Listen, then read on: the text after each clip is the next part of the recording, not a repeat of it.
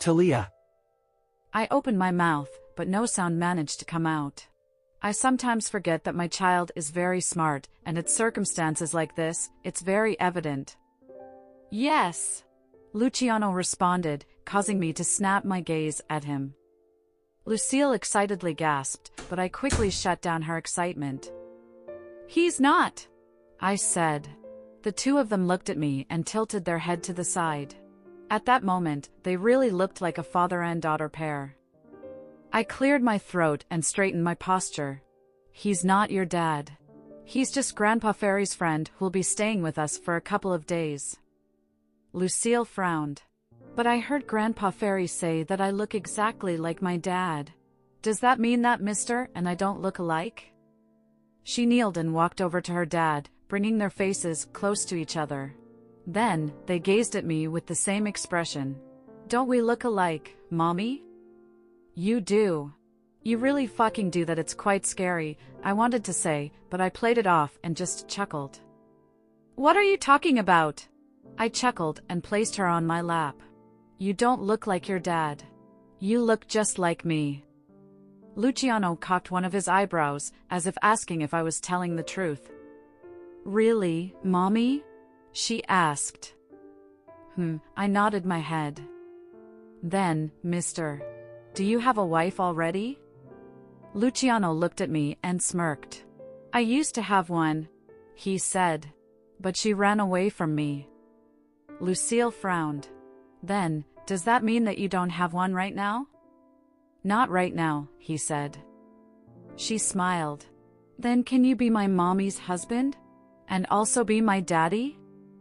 Luciano smiled and was about to respond, but I quickly ended the conversation. All right, time for bed, I said, gently placing her head on the pillow and tucking her back into the blanket. It's already past your bedtime, sweetie. So, we're going to go. With that, I turned on her night light, turned off the light, and dragged Luciano out of her room. When we were quite far away from her room, I slammed his back against the wall and placed my hand over his shoulder. Whoa! He raised up his hands in surrender. Getting spicy, are we? I glared at him. Shut up and get your mind out of the gutter. We're not here because of what you're thinking. He pouted and ducked down so our faces could be leveled against each other. Damn, that sucks. I was actually expecting that we could go back to the old times, you know? Make out for an entire hour or maybe make another baby. I covered his mouth with my hand and glared at him deeply. You know, you're really fucking annoying. He removed my hand from his mouth. Thanks, sweetheart. I try. I sighed and shook my head. Now, what was that? I asked, raising my eyebrows. What was what? You telling Lucille that you're her dad? What? He shrugged his shoulders. I was just telling the truth. I crossed my arms in front of my chest. I told you, you're not her dad. He threw his head back in frustration. I'm not stupid, Talia, he retorted. She looks exactly like me. I feel a sense of connection with her. The timelines connect. She's around the same age as the last time we had sex. Is there any other reasons for me not to believe that she's not mine? I pursed my lips together. I knew that he would figure it out pretty quickly, but I was one stubborn motherfucker. I don't want to lose to him, to admit that he's Lucille's father without him begging on his knees first. Just so you know, you're not the only person I've ever had sex with. Wrong. I've literally never been with anyone except for him. But lying isn't that bad, right? Oh, really? He said, appearing to not believe my words. Really? I stuck my chin up in the air. In this place? He asked. I smiled proudly. Just so you know, I'm quite popular in this place. The men can't get enough of me in here. Well, the first one isn't much of a lie. Quite a number of men actually propose to court me even if I already have Lucille. However, I turned down all of them. I don't think I can get into a relationship anytime soon. His jaw clenched, and I resisted the urge to snicker at him for being gullible. So, Don't act too highly of yourself and think that you're the only one I ever had sex with, I said and smiled. Good night, buddy. Don't lose your sleep over me.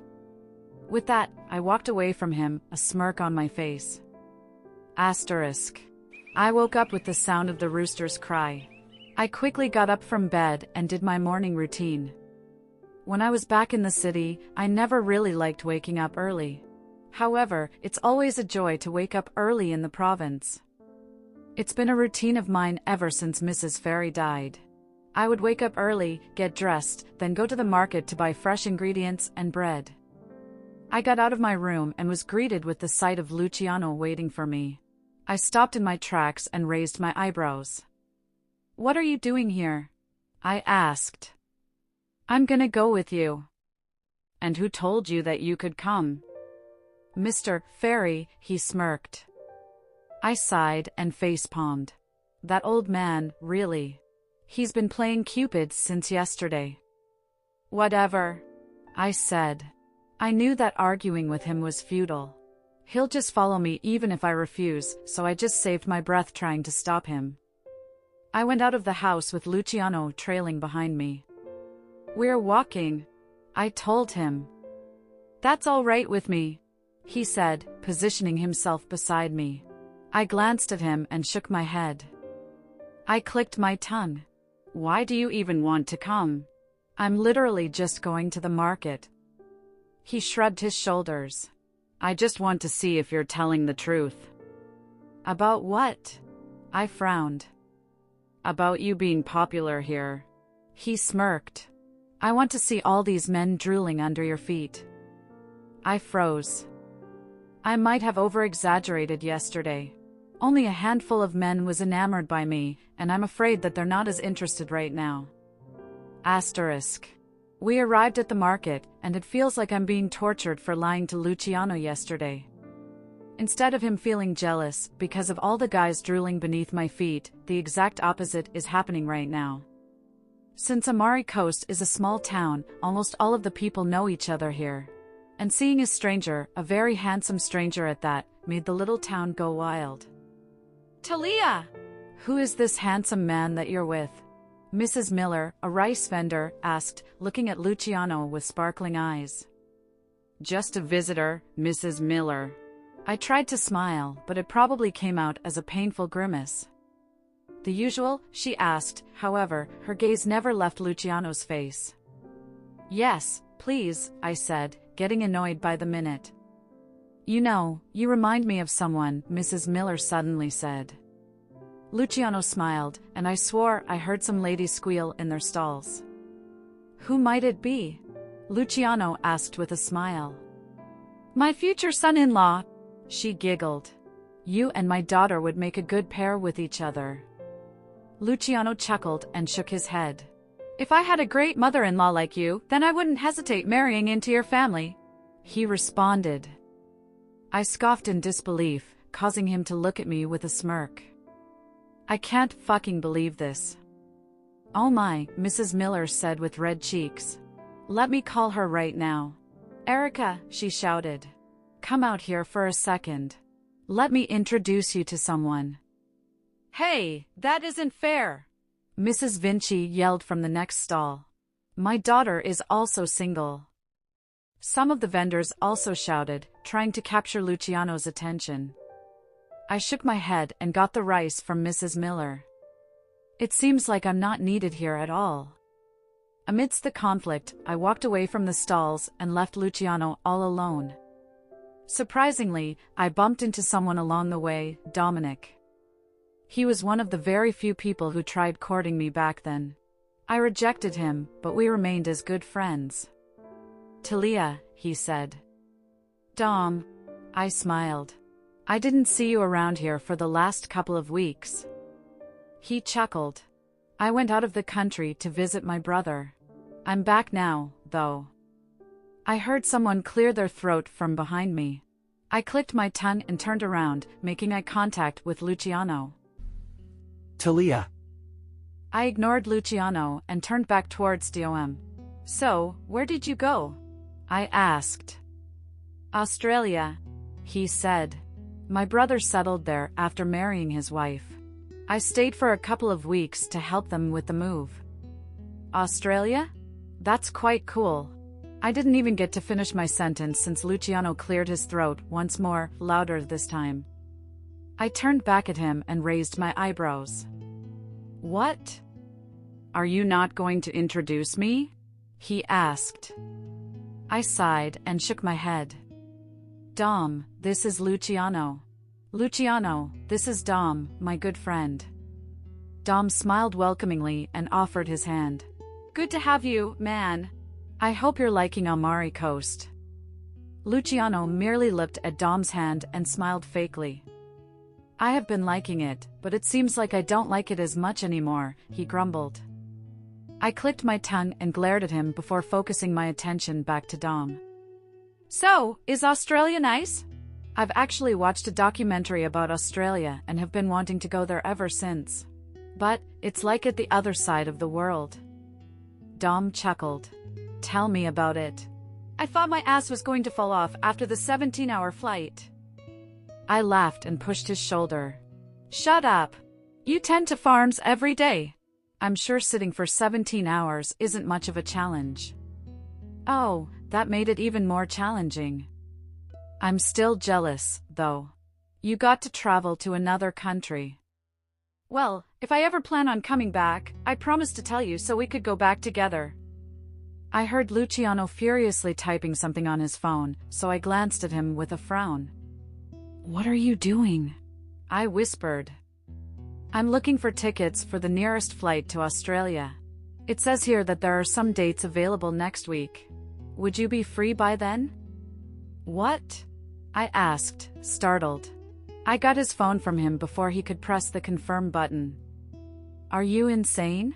Why are you booking a flight to Australia? He innocently looked at me and shrugged his shoulders.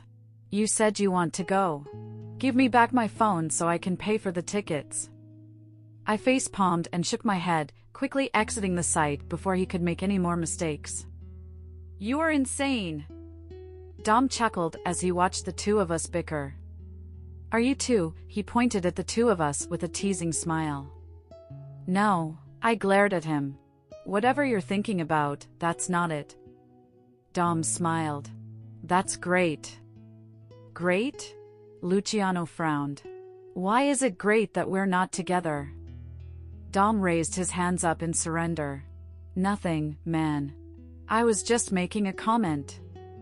Luciano clicked his tongue and was about to retaliate, but I held onto his arm and gently squeezed it, urging him not to speak. Well, we better get going, I said through gritted teeth. It's nice seeing you once more, Dom. Dom smiled. Yeah, let's see each other more often from now on. You can also come to the farm if you want to hang out. Sure, I said. No way, Luciano said at the same time. I glanced at him. I'll be there with Lucille. That little girl misses you a lot. Of course. I miss her too. You're always welcome there. I best be going now. My grandma just sent me out to buy some eggs. Sure, see you around. With that, he waved his hand and bid farewell. As soon as he was out of sight, I faced Luciano and glared at him. What was that for? I asked. What? He retorted. Why were you so hostile towards Dom? Hostile? I wasn't. I scoffed. Speak for yourself. You were glaring at him all throughout our conversation. Who is he? He suddenly asked. I told you, he's Dom. I know, he scratched his hair. But who is he, really? Who is he to you? His eyebrows were furrowed, and I immediately thought that he was jealous. I held in the urge to smirk, so I cleared my throat. He's a good friend, I innocently said. He courted me for a while, but I rejected him since I still wasn't ready for a relationship, I truthfully said. He did a double take. What? He courted you? Yeah, I shrugged my shoulders. I told you, I wasn't lying when I said that some of the bachelors in this town took interest in me. He let out a deep breath and closed his eyes. How about now?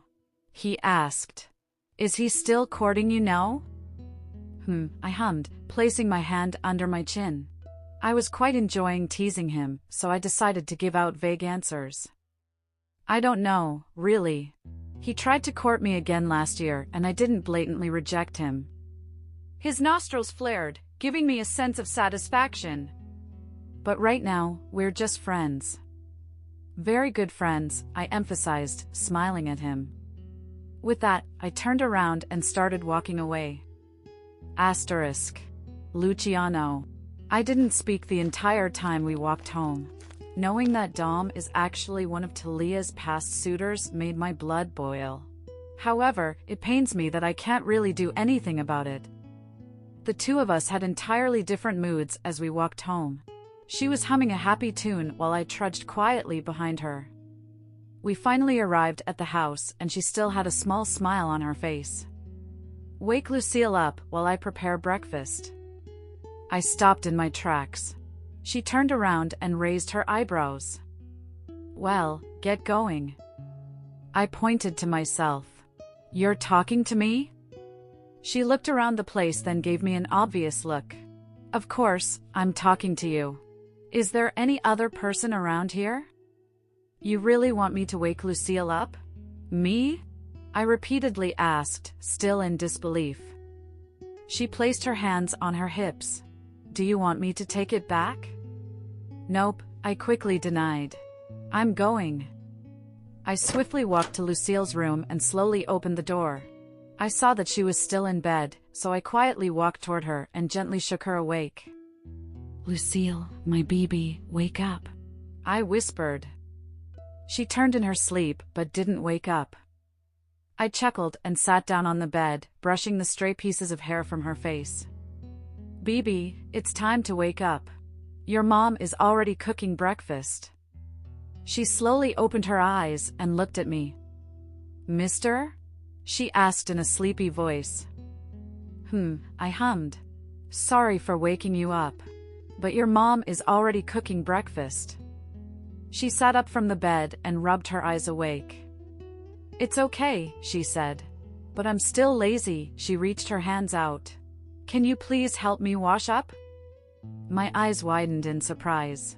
I honestly never interacted much with children, so all of these are quite unfamiliar to me. However, I wanted to get close to my daughter as soon as possible, so I nodded my head and carried her in my arms. Carrying her in my arms just felt so natural, like she was really mine. I carried her to the bathroom so she could wash her face. I watched as she did it all by herself, and I couldn't help but feel proud. It seems like Talia did a great job of raising her, even if she did it all alone. I was snapped out of my thoughts when I heard Talia giggle. I looked at her through the mirror and saw that she was intently looking at my face. What is it, sweetheart? We look just like each other, mister, she giggled once more. Look, she pointed at our faces. Then, she looked up at me with an inquiring look. Are you sure you're not my daddy? Luciano. I patted my lap, and she unhesitatingly sat down on top of it. I smiled to myself since she seemed to be trusting me more and more as time passed by. Actually, we haven't bonded for that long, but she already trusts me this much. I guess it's really true that blood doesn't lie. Let me ask you a question, I said. She looked up at me with wide eyes and nodded her head. What did your mommy tell you about your daddy? She placed her hand under her chin. Mommy doesn't like talking about daddy. I raised my eyebrows. Oh, really? She nodded her head and gestured for me to come closer. I looked at her, confused, but complied with what she wanted. She went closer to my ear and whispered, but I hear her crying sometimes. I think she misses daddy so much even if she doesn't talk about him. I broke away from her and suddenly felt a tugging feeling in my heart. Talia cries because of me? I asked Mommy about Daddy once, she added. What did she say? I asked. She shrugged her shoulders and started playing with my fingers. Mommy told me that Daddy is busy, very busy. She also told me that Daddy's with bad guys, so I shouldn't look for him anymore. I pursed my lips together. Do you believe that? Do you believe that your dad is a bad person? I asked, a little bit scared of her answer. I know that I'm not the best person to become a father. Fuck, I'm probably one of the last people on earth to have a family. I'm not just a bad person. I'm the fucking worst. No, she said, making me raise up my head. No? I asked. She shook her head and smiled. I don't think Daddy's a bad person. How would you know that?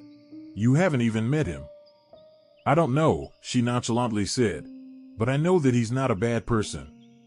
She stopped playing with my fingers and tilted her head to the side to look me in the eyes. Because I know that Mommy wouldn't love a bad person. I felt a lump forming in my throat. Shit.